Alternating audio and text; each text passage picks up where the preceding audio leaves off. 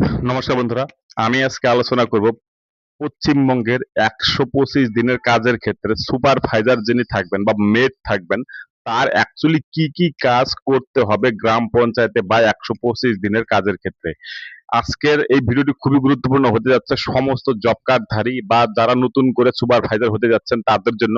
কারণ যারা লেবার রয়েছেন বা জব কার্ডধারী রয়েছেন তারা যেরকম জানা দরকার তাদের যে সুপারভাইজারের অ্যাকচুয়ালি কি কি কাজ রয়েছে, এবং যারা সুপারভাইজার রয়েছেন এই ১০০ দিনের ১২৫ দিনের কাজে বা যারা সুপারভাইজার হবেন বলে ভাবছেন তাদের জন্য আজকের এই ভিডিওটি খুবই গুরুত্বপূর্ণ হতে যাচ্ছে। সেজন্য বলছি ভিডিওটি প্রথম থেকে একদম লাস্ট পর্যন্ত মনোযোগ সহকারে দেখবেন। তাহলে পরে আপনাদের এই যে ১২৫ দিনের কাজে সুপারভাইজারের কি রোল বা কি ভূমিকা রয়েছে সেটা কিন্তু আপনারা ক্লিয়ার ভাবে বুঝতে পারবেন। যেখানে অলরেডি ১২৫ দিনের কাজ শুরু হয়ে গিয়েছে সেখানকার সুপারভাইজারদের অলরেডি কিন্তু আইডিয়া রয়েছে এবং তারা সেই কাজগুলো করছেন অলরেডি। তো তাদের জন্য হয়তোবা খুব বেশি নতুন কিছু মনে হবে না, কিন্তু যারা নতুন করে এই সুপারভাইজার হবেন তাদের জন্য ভিডিওটি খুবই গুরুত্বপূর্ণ হতে যাচ্ছে। এবার আপনাদের বলে দেই, এইবার নতুন একটি গাইডলাইন এসেছে সরকারের তরফ থেকে যে এবার থেকে সুপারভাইজার যারা হবেন সেখানে কিন্তু 50% মহিলা থাকতে হবে, এবং যে তারা এসএইচজি গ্রুপের মেম্বার কিনা, অর্থাৎ এসএইচজি গ্রুপের মেম্বার কিনা এটা ভাইটাল নয়, কিন্তু 50% সুপারভাইজার কিন্তু মহিলা হবে এটা কিন্তু গাইডলাইনে স্পষ্টভাবে বলে দেওয়া হয়েছে। এবং আরেকটা জিনিস বলে দেওয়া হয়েছে যে এবার কিন্তু সুপারভাইজার হতে গেলে পরে মিনিমাম মাধ্যমিক পাস হতে হবে। অর্থাৎ আপনাকে মাধ্যমিক পাস হলে পরে তবে তারা সুপারভাইজারের জন্য কোয়ালিফিকেশনে আপনাদের পাস করাবে, না হলে পরে কিন্তু আপনি সুপারভাইজার হতে পারবেন না। তাছাড়া বলা হয়েছে যে আপনাকে কিন্তু টেকনিক্যালি কিন্তু সাউন্ড হতে হবে, অর্থাৎ আপনি মোবাইল সম্বন্ধে অর্থাৎ অ্যান্ড্রয়েড সেট আপনি ইউজ করেন এবং সেটা সম্বন্ধে আপনার অনেক জ্ঞান রয়েছে, বা আপনি মোবাইলে কোনো প্রবলেম নেই ইউজ করতে সেরকম কিন্তু জ্ঞান থাকতে হবে। এবং ফিল্ডে আপনার কিন্তু ন- মানে শারীরিক পরীক্ষার একটা ব্যাপার আছে, অর্থাৎ আপনাকে কিন্তু শারীরিক কসরত করতে পারেন এরকম কিন্তু একটা ব্যাপার থাকতে হবে। অর্থাৎ ফিল্ডে যেহেতু আপনাকে থাকতে হবে সেজন্য কিন্তু আপনার ফিল্ড লেভেলে কাজকর্ম করার ক্ষমতা থাকতে হবে। অর্থাৎ ঘরে বসে শুধুমাত্র মোবাইল ঘেঁটে কিন্তু আপনি এই কাজগুলো করতে পারবেন না। আপনাকে ফিল্ডে গিয়ে কিন্তু লেবারদের ম্যানেজ করতে থাকার ক্ষমতা থাকতে হবে, এবং অবশ্যই একটি অ্যান্ড্রয়েড সেট থাকতে হবে। এবার আপনাদের বলে দিই কেন এই পরিবর্তনগুলো এসেছে। সেটা হলো, এবার থেকে কিন্তু আপনারা জানেন যে ফেস অথেন্টিকেশনের মাধ্যমে সমস্ত অ্যাটেন্ডেন্স প্রক্রিয়া সম্পন্ন হবে। অর্থাৎ আগে ম্যানুয়ালি কিন্তু মাস্টার রোলে এই অ্যাটেন্ডেন্স নেওয়া হতো, কিন্তু এখন থেকে সমস্ত অ্যাটেন্ডেন্স হবে মোবাইলে। একটি অ্যাপ আছে যার নাম NMMS, অর্থাৎ ন্যাশনাল মোবাইল মনিটরিং সিস্টেম। সেই অ্যাপের মাধ্যমেই কিন্তু আপনার সমস্ত অ্যাটেন্ডেন্স হবে।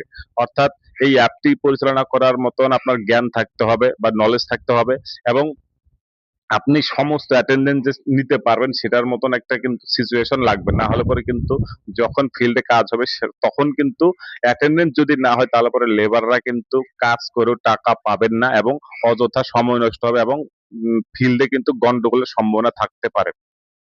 তো সেজন্য বলছি অবশ্যই এরকম মানুষকেই সুপারভাইজার হতে হবে যাদের ফিল্ডে কাজ করার ক্ষমতা, মোবাইল চালানোর দক্ষতা, এই সমস্ত কিছু থাকতে হবে। এবার বলে দিই কি কি কাজ করতে হয় একটা সুপারভাইজারকে যখন ১০০ দিনের কাজে সে এঙ্গেজ হয়।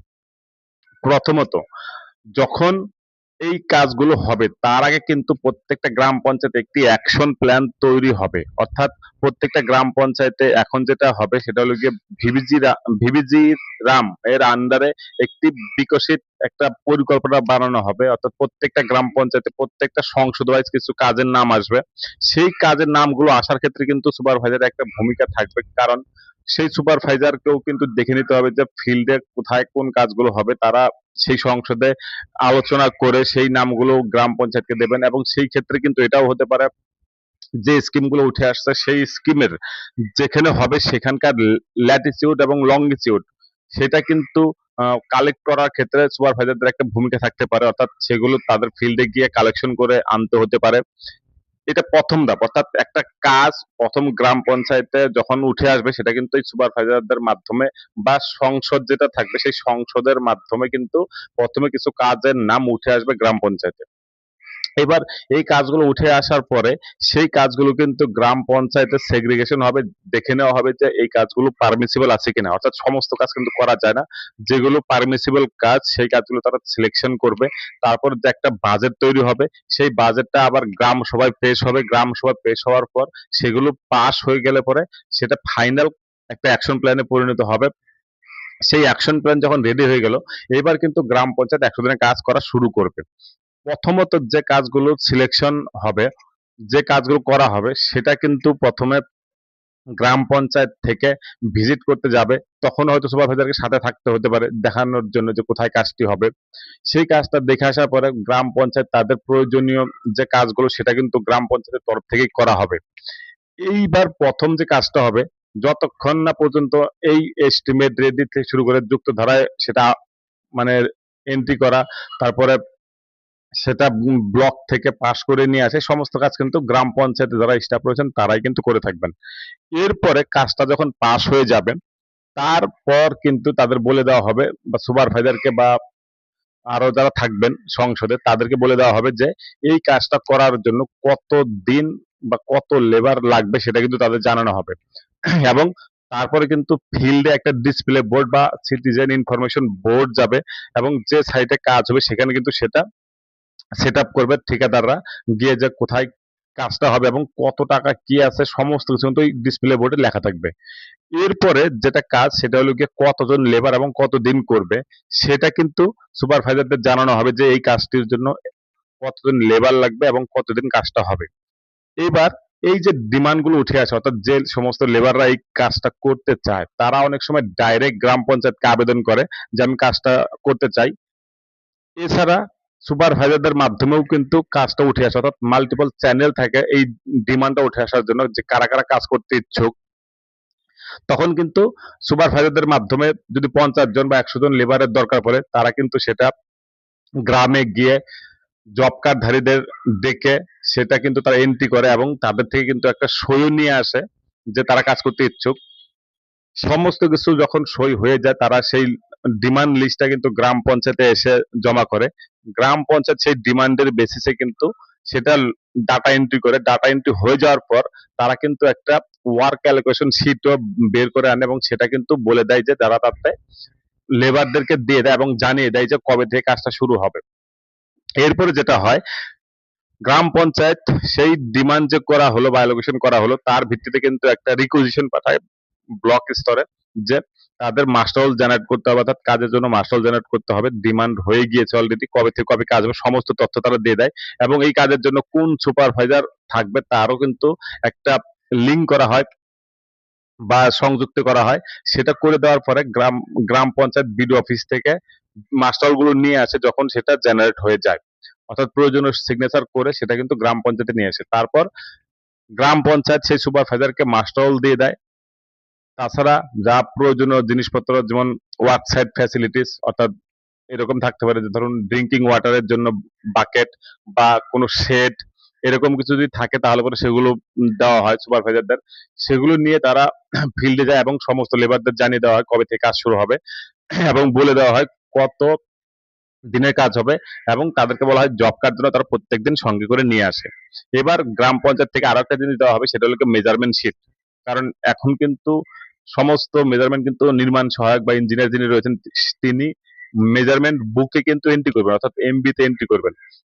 এবার যেদিন প্রথম কাজ শুরু হবে তখন গ্রাম পঞ্চায়েতে যারা টেকনিক্যাল স্টাফ বা গ্রাম রোজগার সহায়ক যিনি রয়েছেন তারা কিন্তু ফিল্ডে যাবেন এবং প্রথমবার তারা দেখিয়ে দিয়ে আসবেন যে কাজটা কিভাবে করতে হবে এবং কিভাবে গ্রুপ ওয়াইজ কাজটা করতে হবে। মাস্টার হলে আপনারা দেখবেন ১০ জনের করে মাস্টার হলের নাম বের হয়, সেই ১০ জন করে কিন্তু একটা গ্রুপ ওয়াইজ কিন্তু তাদেরকে কাজ করতে বলা হয় এবং তাদেরকে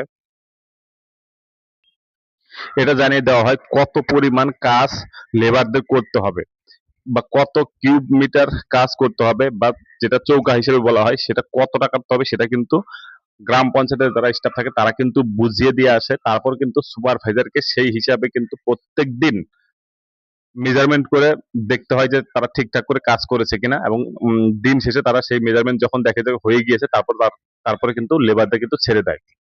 এবার বলে রাখি যে অ্যাপটা মোবাইলে ডাউনলোড করা হয়েছে প্রথমেই গ্রাম পঞ্চায়েতের তরফ থেকে, সেই অ্যাপের মাধ্যমে অর্থাৎ NMMS, যেটা national mobile monitoring system, VBG Ram লেখা থাকবে উপরে ওই অ্যাপটার মধ্যে। সেই অ্যাপ দিয়ে কিন্তু প্রথমেই, ধরুন যদি ৯টার সময় কাজ শুরু হয় বা ১০টার সময় কাজ শুরু হয় সকালবেলা, তার প্রথমে কি করবে, প্রত্যেকটা লেবারের আলাদা আলাদা করে অ্যাটেন্ডেন্স নেবে। যদি অ্যাটেন্ডেন্স না হয় তাহলে পরে কিন্তু সে কাজ করতে পারবে না, কারণ অ্যাটেন্ডেন্স হওয়াটা খুব জরুরি। কারণ ম্যানুয়ালি কোনো অ্যাটেন্ডেন্স নেওয়ার সিস্টেম নেই, অর্থাৎ অটোমেটিক কিন্তু অ্যাপ দিয়ে অ্যাটেন্ডেন্স হলে পরে তারাই কিন্তু অ্যালাউ হবে টাকা পাওয়ার জন্য। এবার যখন অ্যাটেন্ডেন্স হয়ে গেল, তারপরে কিন্তু সমস্ত লেবারদের ম্যানেজমেন্ট করা, যে সবাই ঠিকঠাক করে কাজ করছে কিনা সেটা তারা সুপারভাইজ করবে এবং দেখবে যে ঠিকঠাক করে কাজ হচ্ছে কিনা, বুঝিয়ে দেবে কিভাবে কাজটা করতে হবে। এইভাবে হওয়ার পর ৪ ঘন্টা পর, প্রথম অ্যাটেন্ডেন্স নেওয়ার ৪ ঘন্টা পর কিন্তু আবার সেকেন্ড একটা অ্যাটেন্ডেন্স নিতে হবে। অর্থাৎ এবার হবে গ্রুপ ওয়াইজ। মাস্টার হলে যদি ১০ জনের মধ্যে ৮ জন থাকে, তাহলে সেই ৮ জনকে একসাথে দাঁড় করে সেটা একটা ছবি তোলা হবে, গ্রুপ ফটো তোলা হবে। সেটা কিন্তু মিনিমাম ৪ ঘন্টা পরে। এবার সেই ৪ ঘন্টা হয়ে যাওয়ার পর তারপরে যতটুকু কাজ করার দরকার, অর্থাৎ মেজারমেন্ট অনুযায়ী সেটা কিন্তু করবে, এবং সুপারভাইজার কিন্তু একটা মেজারমেন্ট শিটের মধ্যে সেগুলো লিপিবদ্ধ করবে, অর্থাৎ লিখে রাখবে। এইভাবে ৭ দিন হয়ে যাওয়ার পর তারা ফাইনালি দেখবেন যে কত দিনের অ্যাটেন্ডেন্স হলো। সেটা তারা প্রত্যেকটা যে জব কার্ডধারী আছে তাদের সেই জব কার্ডের মধ্যে এন্ট্রি করে দেবেন, অর্থাৎ কত তারিখ থেকে কত তারিখ পর্যন্ত কাজটা হলো, কত টাকা তারা পাবেন। কারণ এখন ৩০০ টাকা হাজিরা। তারা যদি ৭ দিনের মধ্যে ৭ দিনই কাজ করেন তাহলে পরে ২১০০ টাকা পাবেন, সেটা কিন্তু জব কার্ডের মধ্যে লিখে দেবেন। এবং ৭ দিন পরে কিন্তু গ্রাম পঞ্চায়েত থেকে যিনি ইঞ্জিনিয়ার বা অন্য স্টাফ রয়েছেন তারা কিন্তু ফিল্ডে গিয়ে দেখবেন যে সঠিকভাবে কাজটা হয়েছে কিনা এবং যে মেজারমেন্ট হওয়ার কথা ছিল সেই হিসেবে কাজটা হয়েছে কিনা।